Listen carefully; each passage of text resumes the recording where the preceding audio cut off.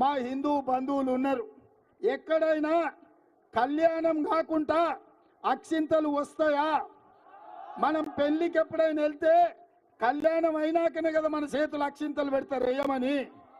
భద్రాచలంలో అయినా అయోధ్యలో అయినా రాముల వారి కళ్యాణం అయినాకనే కదా మనకు అక్షింతలు ఇస్తే మనం అక్షింతలు వేసి దండం పెట్టుకునేది.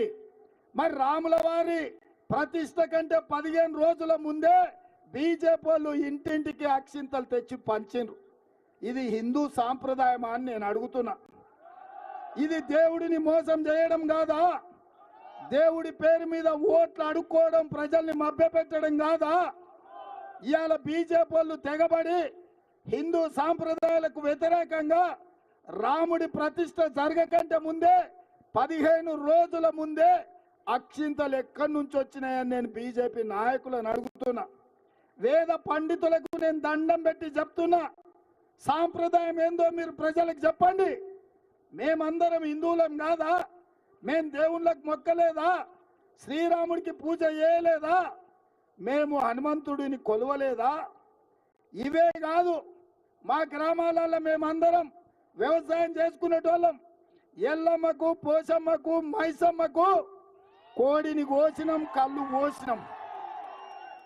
మన రైతులం ఏం చేస్తామే? పంట చేతికొచ్చేటప్పుడు మన ఇంటి దైవమైన పోషమ్మకో, ఎల్లమ్మకో, మైసమ్మకో దండం పెట్టుకొని, అమ్మ తల్లి తల్లగా చల్లగా చూడు, నీకు కోడి కోసినాం, కళ్ళు కోసినాం అని చేస్తున్నామా లేదా?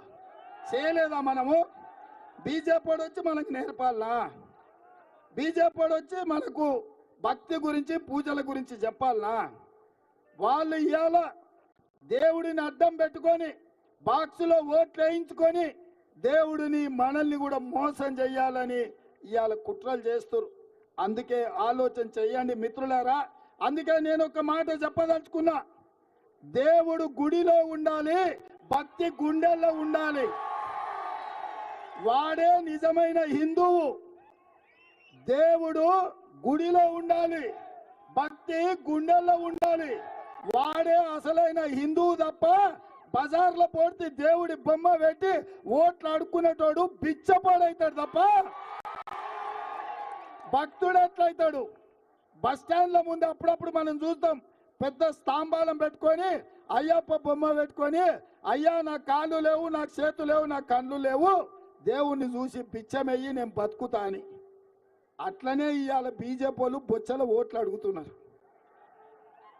ఇంతకు మించిన దుర్మార్గం, ఇంతకు మించిన హిందూ ధర్మాన్ని వంచడం ఎక్కడైనా ఉంటుందా? అందుకే మిత్రులారా, ఇవాళ మన ధర్మాన్ని కాపాడుకోవాలి, మన రైతులను ఆదుకోవాలి, మన పసుపు బోర్డు తెచ్చుకోవాలి, మన చక్కెర పరిశ్రమ తెరుచుకోవాలి అంటే పెద్దలు జీవన